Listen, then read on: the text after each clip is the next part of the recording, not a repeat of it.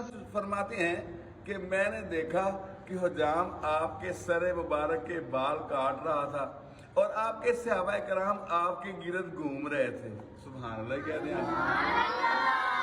آپ کے گرد گھوم رہے تھے اور ان میں سے ہر ایک کی یہ کوشش تھی کہ حضور پاک صلی اللہ علیہ وسلم کا کوئی ایک منہ مبارک بھی زمین پر گرنے نہ پائے،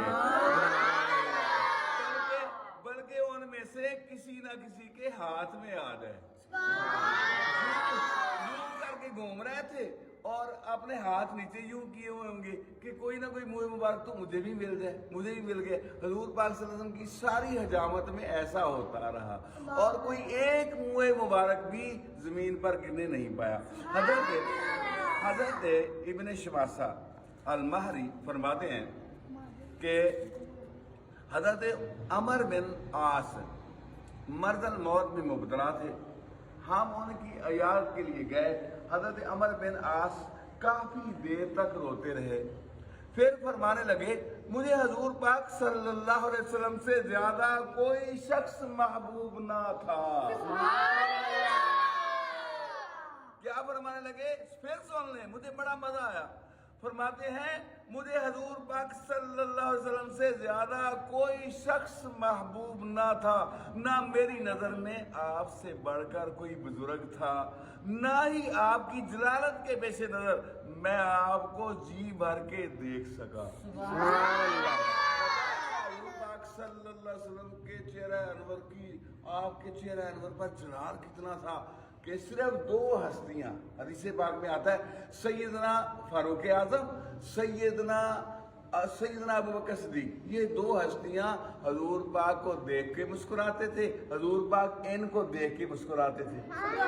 اور باقی صحابہ کرام جب کسی نے حضور پاک صلی اللہ علیہ وسلم سے بات کرنی ہوتی اس کو ڈر ہوتا کہیں میری بینائی نہ چلی جائے، اتنے حضور پاک کے انوار جو ہے چہرہ پاک سے نکلتے اور یوں کر کے ہاتھ رکھ کے وہ دیکھتے کہ حضور پاک صلی اللہ علیہ وسلم سے ادب سے بات کرتے تھے. سبحان اللہ. ٹھیک ہے، آگے سنیں اسے حدیث پاک کا اگلا حصہ.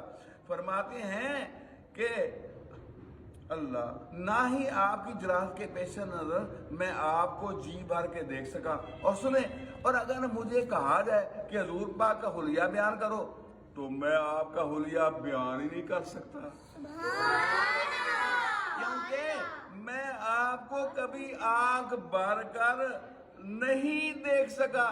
جب آنکھ بھر کر دیکھ ہی نہیں سکا تو حضور کا حلیہ کیسے بیان کروں گا؟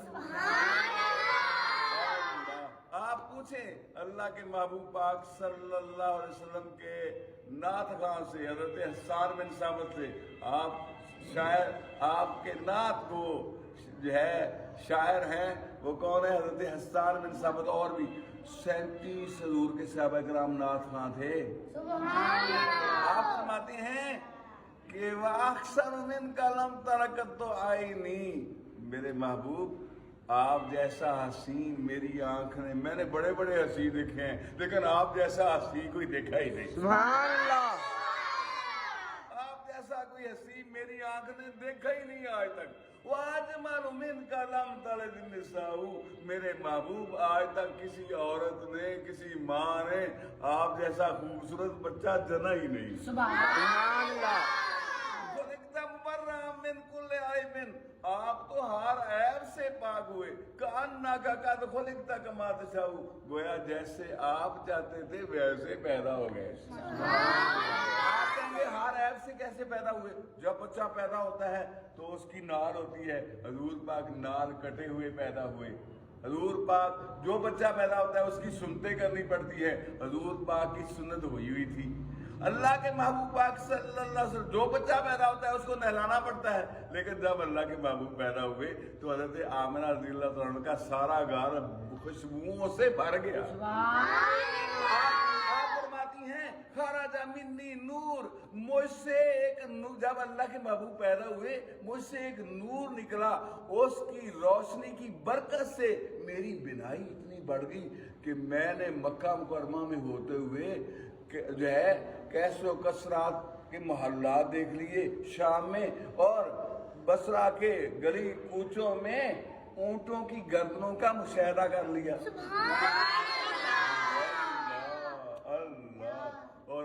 हमारे ऊपर सितारे इतने करीब कर दिए, गोया आपके घर पे इतनी रोशनियां कर दी सितारों के जरिए। जो आपकी पुप्पी है ना हजूरपा की, वो कहती है सितारे उस रात इतने करीब हो गए थे, हमें ऐसे लगता जैसे हमारे ऊपर गिर पड़े। अल्लाह ताला आपकी तो सब पे और बरकत डाले। अस्सलाम वालेकुम व रहमतुल्लाहि व बरकातहू।